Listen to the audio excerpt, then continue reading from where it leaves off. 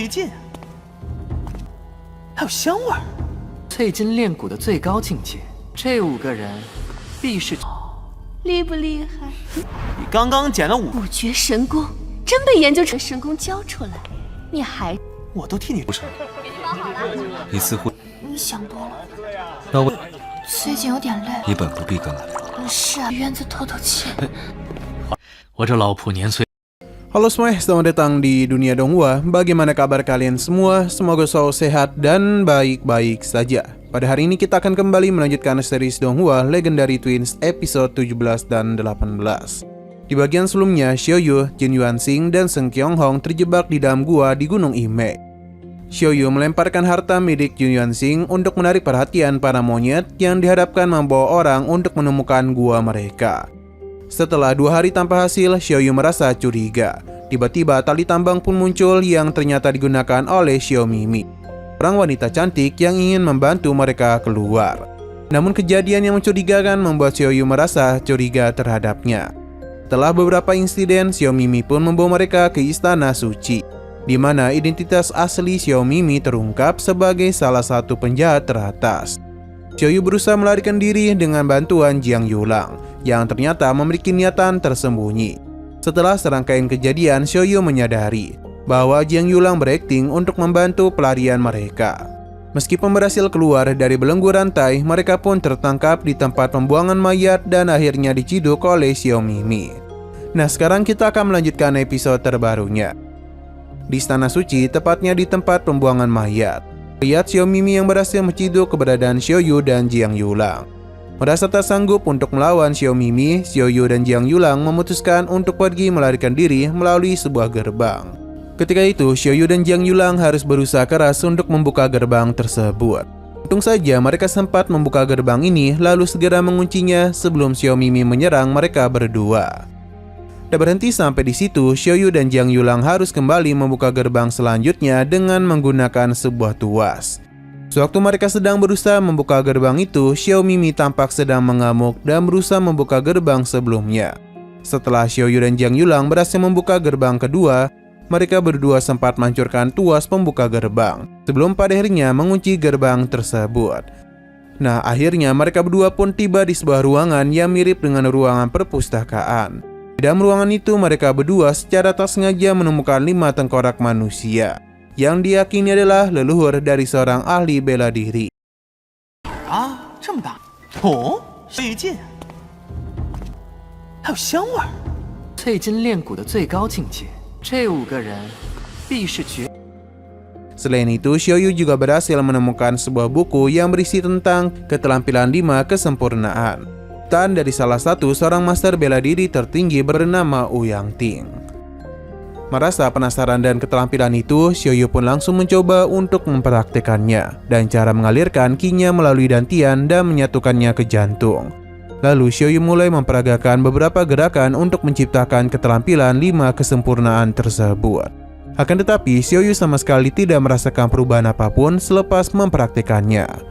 Di momen serupa, terlihat Jiang Yulang yang sedang mempraktekkan sebuah keterampilan lainnya dari Ouyang Ting. Melihat hal demikian, Xiaoyu pun bergegas mencuri buku yang berisi keterampilan Ouyang Ting dan menggunakan teknik langkah hantu. Terima buku keterampilan Ouyang Ting itu diambil, Jiang Yulang pun mencoba untuk merebutnya, sampai memberikan ancaman kepada Xiaoyu dan menodongkan sebuah jarum tindik penembus tulang ke arahnya. 心情好的时候，混蛋，这是天绝地灭透。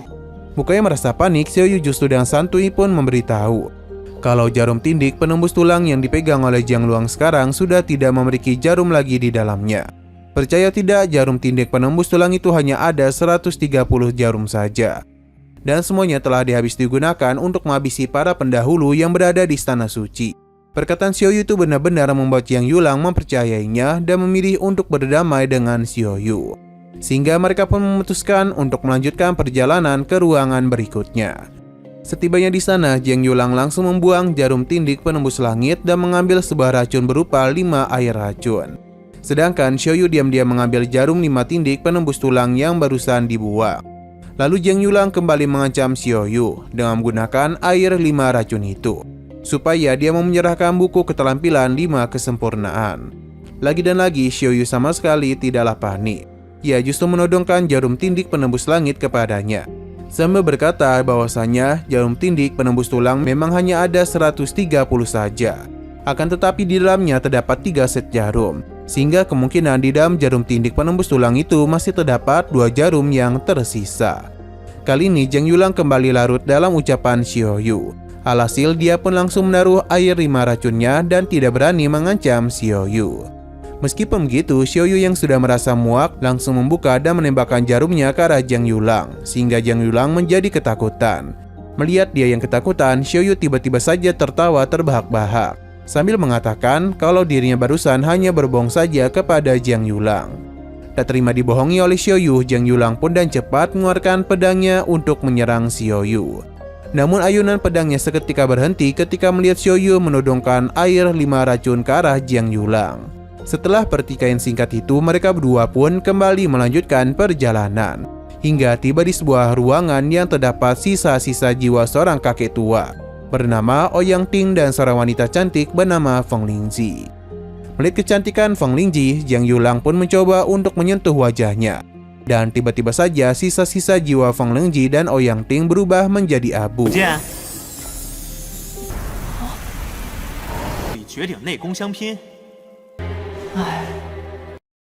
Tak berselang lama, secara mengejutkan Xiao Mimi datang. Dan sangat cepat ia langsung menyerang Xiaoyu dan Zhang Yulang hingga membuat mereka berdua terpental. Tak berhenti sampai di situ, Xiao Mimi pun bergegas menahan tangan kiri Xiaoyu dan tangan kanan Zhang Yulang, yang membuat mereka berdua tidak dapat berpisah dan harus selalu menyatu.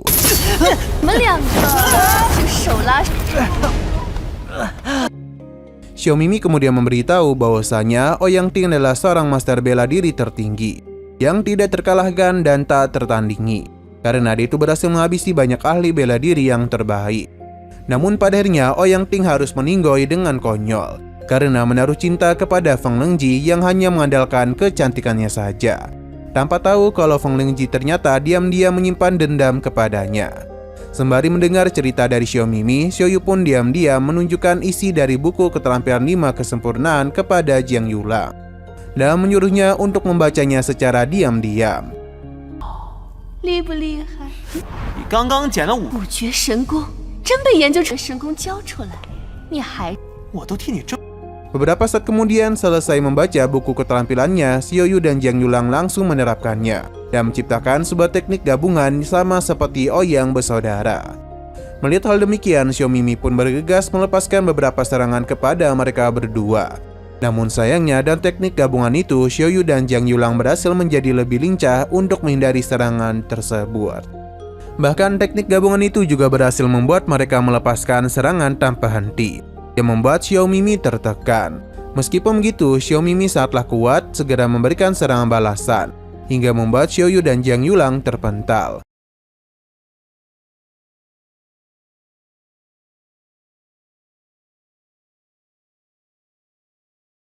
Tak menyerah begitu saja, Xiaoyu dan Zhang Yulang pun mencoba untuk meningkatkan kekuatan dan teknik gabungan mereka, sehingga kini mereka berdua pun dapat saling menghubungkan teknik bela diri masing-masing dan menyatukan energi batin mereka.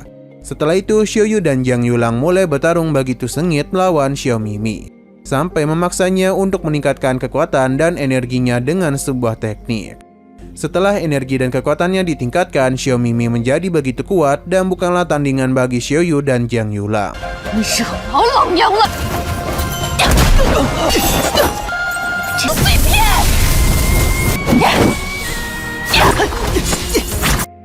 Dengan beberapa pukulan dan tendangan, Xiao Mimi berhasil membuat mereka terhempas dan tak dapat lagi bangkit untuk menggunakan teknik gabungan. Di situasi yang genting itu, Xiaoyu dan Zhang Yulang mencoba untuk mencari cara agar dapat kabur melarikan diri. Hingga pada akhirnya Xiaoyu secara tak sengaja mendengar suara air yang terdapat tepat di sebuah dinding belakang mereka. Tanpa pikir panjang lagi, Xiaoyu dan Zhang Yulang pun akhirnya langsung berusaha untuk menghancurkan dinding itu dengan memukulnya. Di waktu yang sama, ketika Xiao Mimi ingin menyerang, tiba-tiba saja dindingnya hancur, disertai dengan air yang dengan cepat membanjiri seluruh ruangan dan menenggelamkan mereka berdua. Pada saat itu, Xiaoyu dan Zhang Yulang berhasil selamat dari banjir, namun tidak untuk Xiao Mimi yang ternyata tidaklah bisa berenang. Melihat Xiao Mimi yang tenggelam, Xiaoyu pun bergegas berenang ke arahnya dan mencoba untuk menyelamatkannya. Setelah berhasil diselamatkan, mukanya berterima kasih, Xiao Mimi justru sempat ingin menghabisi Xiaoyu dengan senjatanya.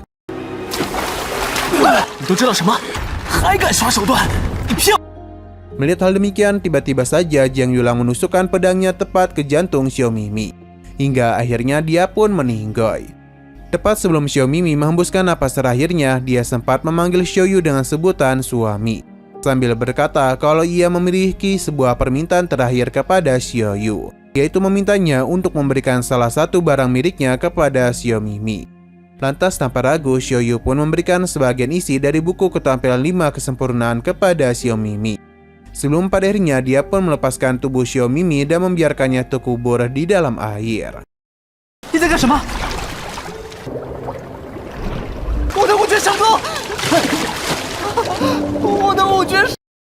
Singkat waktu, Xiaoyu dan Jiang Yulang pun berhasil naik ke daratan dan keluar dari istana suci yang sudah terendam banjir. Pada saat itu, Jiang Yulang mencoba membujuk Xiaoyu untuk memberikannya sebagian dari keterampilan 5 kesempurnaan yang masih tersimpan. Jika Xiaoyu sepakat untuk memberikannya, maka Jiang Yulang pun bersedia membawanya untuk menemui ayahnya, yakni Jiang Baihe. Menurut Jiang Yulang, ayahnya Jiang Baihe adalah seorang pahlawan yang memiliki kekuatan hebat dan telah mengumpulkan banyak informasi mengenai seluruh penjahat di seluruh dunia. Mendengar hal demikian, Xiaoyu pun menjadi begitu tertarik dan bersedia untuk menerima penawaran dari Jiang Yulang. Di sisi lain, di sebuah kota Yichang, kita diperlihatkan Jiang Baihe yang sedang berkeliling di area pasar untuk berbelanja bahan-bahan makanan. Ketika itu tampak para penghuni pasar sangat begitu hormat dan bersikap baik hati kepada Jiang Baihe. Bahkan mereka juga tidak segan-segan untuk memberikan dagang mereka kepadanya secara cuma-cuma.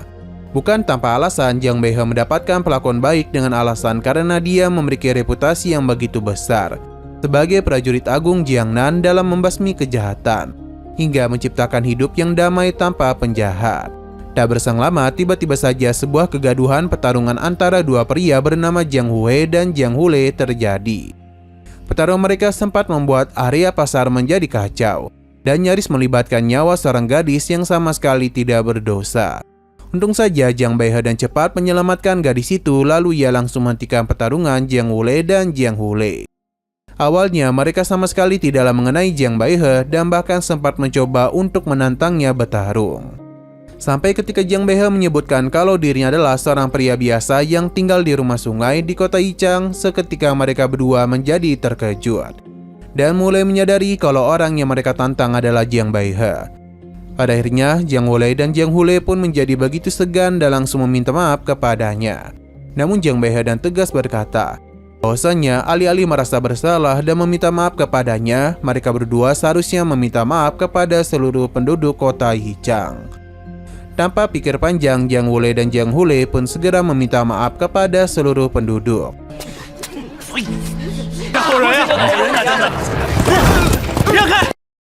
Lalu mereka berdua pun bergegas pergi dari sana. Tak lama setelah kejadian itu, tiba-tiba saja Xiaoyu datang bersama Jiang Yulang dengan menaiki seekor kuda yang nyaris menabrak Jiang Baihe. Pada waktu bersamaan, sekilas kita diperlihatkan oleh keberadaan Wuku dan Tixinlan yang ternyata juga sedang berada di kota Yichang. 你似乎你想多了，那我最近有点累。你本不必跟来。是啊，是也已经真相大白。 Pada sore harinya di kediaman Jiang Baihe, terlihat Jiang Baihe yang sedang memarahi Jiang Yulang yang tidak becus dalam mengurus 10 penjahat teratas dan membuat nyawa Xiaoyu terancam. Jiang Baihe yang terkenal atas reputasinya sebagai pahlawan jelas tak suka kalau reputasinya dirusak oleh putranya sendiri. Oleh karena itu, ia pun langsung meminta maaf kepada Xiaoyu karena putranya telah membahayakan nyawanya, sambil melepaskan borgol yang telah mengunci tangannya dan tangan Jiang Yulang. Xiaoyu memberitahu Jiang Baihe bahwasanya Jiang Yulang telah memiliki sebuah janji untuk membawa dirinya ke ruang belajar milik Jiang Baihe. Di momen serupa, datanglah seorang pelayan Jiang Baihe yang sedang mengisyaratkan Jiang Baihe untuk memberitahunya kalau dia telah kedatangan seorang tamu. Pelayan itu tampak memiliki sebuah badan yang cukup besar dan tidak dapat berbicara layaknya orang yang bisu. Sebelum pergi menyambut tamu itu, Jiang Baihe sempat menyuruh putranya untuk memenuhi janji kepada Xiaoyu. Tanpa berlama-lama lagi, Jiang Yulang pun segera membawa Xiaoyu ke ruang belajar dan setibanya di sana, dia langsung membaca beberapa buku yang berisi mengenai profil-profil para penjahat, terutama 10 penjahat teratas. Pada saat itu, Xiaoyu mengaku sedang mencari profil mengenai salah satu dari 10 penjahat teratas yang sudah menghilang sejak lama. Tak hanya mencari tahu profil tentang Tijan saja, Xiaoyu juga sempat bertanya kepada Jiang Yulang mengenai keberadaan seorang pria bernama Jiang Xin. 这密室，那按照约这个秘密不够，你得再来。十大恶 Pada malam harinya, terlihat diaulah kediaman Jiang Baihe. Wuku dan Tin Xinlan sedang berdiskusi mengenai keberadaan Tizan di kota Yichang. Mendengar nama Tizan, seketika Jiang Baihe menjadi begitu kesal dan bertekad akan bekerjasama dan Wuku untuk mencari Tizan. Di tengah-tengah diskusi mereka, sang pelayan kembali datang dan membawakan sebuah teh untuk Wuku dan Tin Xinlan. Melihat pelayan itu, Tin Xinlan pun segera menghampirinya dan menyambut nampan teh yang dibawa oleh pelayan itu. Akan tetapi, ketika Tin Xinlan ingin menyambut teh itu, sang pelayan mulai bertingkah begitu aneh. Dengan wajahnya yang selalu menunduk, ia dan sengaja menahan nampan teh itu, hingga membuatnya tumpah. Lantas Tin Xinlan pun bergegas untuk membersihkan teh yang tumpah itu. Namun di momen serupa, sewaktu Tin Xinlan melihat ke arah wajah pelayan itu, tiba-tiba saja dia menjadi sangat terkejut. Dan dia pun pergi keluar. Merasa kalau Tin Xinlan tidak sedang baik-baik saja, Wuku pun segera berpamitan kepada Jiang Baihe, lalu pergi mengejar Tin Xinlan. 院子透透气。我这老婆年岁大了，江大侠，实在是太香了。 Sementara itu, Tin Xinlan terlihat sedang pergi ke gubuk untuk menghampiri sang pelayan yang sedang menyiapkan kembali teh untuk Wuku dan dirinya. Pada saat itu, secara tiba-tiba Tin Xinlan menangis sambil berkata kalau dirinya telah mencari keberadaan pelayan itu selama 10 tahun di berbagai kota, dan Tin Xinlan juga mengaku kalau ia sangatlah merindukan pelayan itu. Hingga di kalimat terakhir yang diucapkan oleh Tin Xinlan, ia pun memanggil pelayan itu dengan sebutan ayah. Tin Xinlan kemudian mencoba mendekati ayahnya dan mencoba untuk menyentuhnya. Namun sayangnya belum sempat melakukannya, tiba-tiba saja Wuku datang. Sehingga Tin Xinlan pun segera mengusap air matanya dan berakting seolah-olah tidak terjadi apa-apa. Tak hanya Wuku saja yang datang, Xiaoyu bersama Jiang Yulang juga datang, menunjukkan keberadaan mereka. Sehingga Tin Xinlan dan Wuku pun menjadi begitu terkejut sekaligus merasa lega melihat Xiaoyu yang masih hidup. Xiaoyu kemudian mencoba mengalihkan topik pembicaraan dengan membahas salah satu dari 10 penjahat teratas bernama Tizan, yang ternyata memiliki seorang putri yaitu Tin Xinlan. Mendengar hal demikian, Tin Xinlan pun mulai merasa waspada kepada Wuku dan Xiaoyu. Ia juga merasa takut kalau mereka berdua mengetahui bahwa pelayan di kediaman Jiang Baihe adalah ayahnya. Sementara itu, Xiaoyu dan Wuku mulai mengeluarkan pedang dan bersiap untuk memaksa Tin Xinlan agar membocorkan keberadaan ayahnya. 这封药我还真不……是你们！小船要翻了。 Belum sempat melakukannya, secara mewujudkan muncullah sebuah bayangan hitam yang dan cepat mencoba menghabisi Tin Xinlan.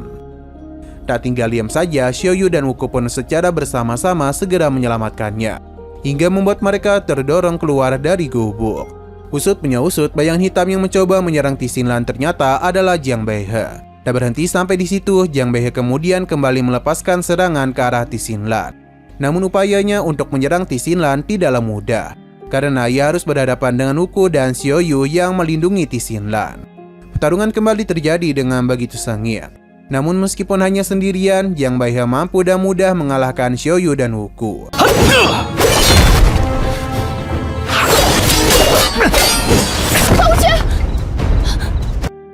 Setelah mengalahkan Xiaoyu dan Wuku, Jiang Baihe dan cepat menyerang Tin Xinlan.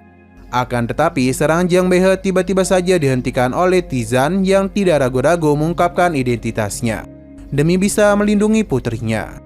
Pada saat itu, Jiang Baihe menjadi begitu terkejut karena selama 20 tahun pelayannya mengabdi di kediamannya adalah Tizan yang ia cari-cari selama ini.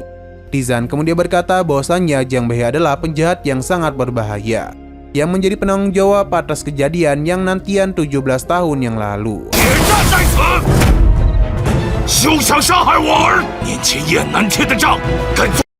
Mendengar perkataan Tizan, Xiaoyun pun mulai berpikir kalau Tizan ada sangkut pautnya atas kematian ayahnya Jiang Feng. Di tengah-tengah situasi yang menegangkan itu, terlihat Xiaoyu tiba di atas atap kediaman Jiang Baihe dan wajah yang begitu murka. Lalu Yoyo dalam sekejap menghilang dan ia akan ikut campur dalam permasalahan Jiang Baihe dan Tizan.